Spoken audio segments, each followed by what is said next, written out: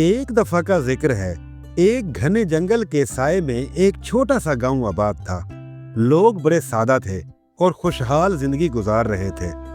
گاؤں کے بیچوں بیچ ایک پرانا مندر تھا جس کی چوکھٹ پر ایک بڑی سی پیتل کی گھنٹی لٹکی تھی۔ اس کی آواز اتنی سریلی تھی کہ جو کوئی اسے بجاتا تو لگتا تھا جیسے آسمان سے کوئی دیوتا گنگنا رہا ہو۔ لوگ ہر روز شام کو اکٹھے ہو کر پوجا کرتے، گھنٹی بجاتے اور اس کی سریلی آواز سے لطف اندوز ہوتے، پھر سکون سے گھروں کو لوٹ جاتے۔ ایک دفعہ کیا ہوا کہ ایک اندھیری رات کو جب چاند بھی بادلوں کے پیچھے چھپ گیا تھا، ایک چور خاموشی سے مندر میں جا گھسا۔ اس نے گھنٹی اتاری اور کندھے پر ڈال کر جنگل کی طرف بھاگ نکلا۔ وہ بھاگتا جا رہا تھا اور گھنٹی ہلتی جا رہی تھی۔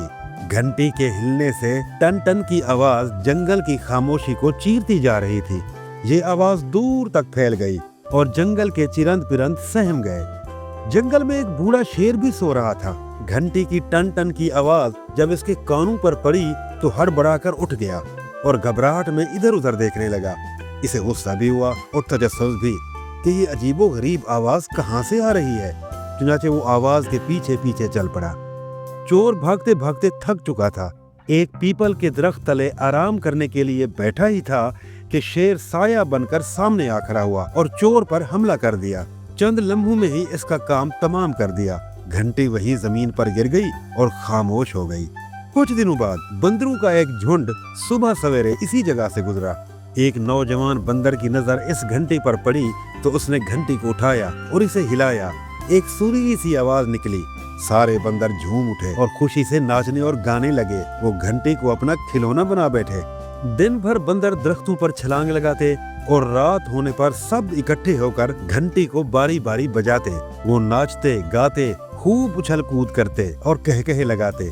اس صورتحال سے گاؤں والے خاصے پریشان تھے۔ جنگل سے ٹن ٹن کی آواز گاؤں تک پہنچی تو لوگوں کی نیندیں اڑ گئی۔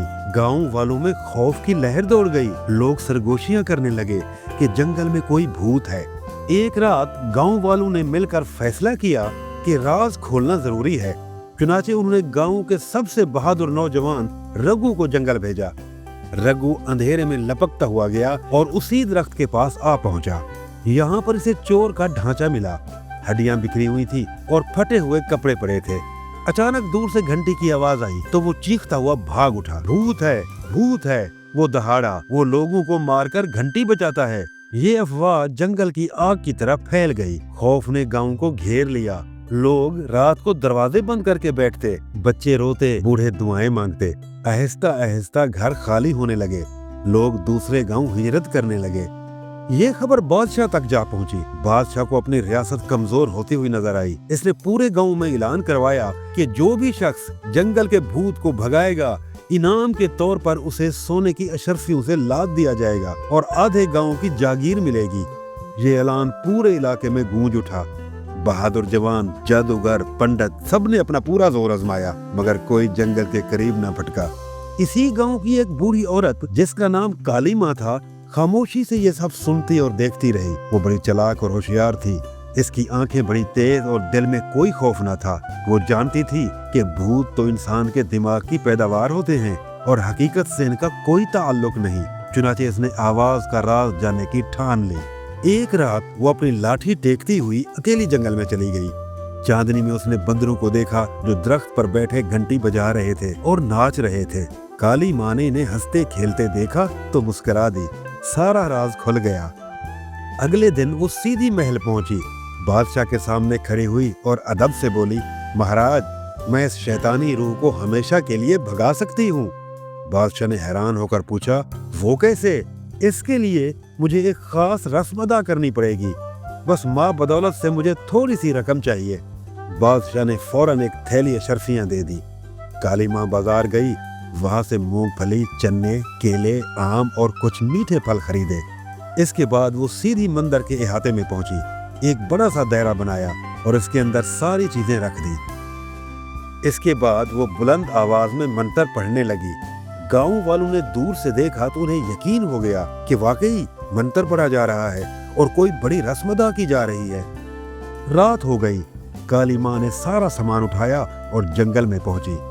اس نے سب کچھ اسی درخت کے نیچے رکھ دیا جہاں بندر اکثر اکٹھے ہوتے تھے، اور پھر خود ایک جھاڑی کے پیچھے چھپ کر بیٹھ گئی۔ کچھ ہی دیر میں بندروں کا ایک جھنڈ آیا۔ جیسے ہی انہوں نے پھل اور مونگ پھلی دیکھی تو ان کی خوشی کی انتہا نہ رہی۔ انہوں نے گھنٹی ایک طرف پھینکی اور کھانے پر ٹوٹ پڑے۔ شور مچ گیا، چھینا چھپٹی کہہ کے کالی ماں نے اس موقع کو غنیمت جانا اور خاموشی سے جھاڑی سے باہر نکلی، چپکے سے گھنٹی اٹھائی اور 9:11 ہو گئی۔ اگلے دن محل میں وہ بادشاہ کے سامنے کھڑی تھی۔ اس نے گھنٹی بادشاہ کے سامنے رکھتے ہوئے کہا، مہاراج یہ لیجیے وہ گھنٹی۔ بدرو اس گھنٹی کو جنگل میں چھوڑ کر بھاگ گئی۔ اب نہ گھنٹی بجے گی، نہ بھوت آئے گا، اور نہ ہی کوئی خوف زدہ ہوگا۔ بادشاہ بڑا حیران ہو گیا۔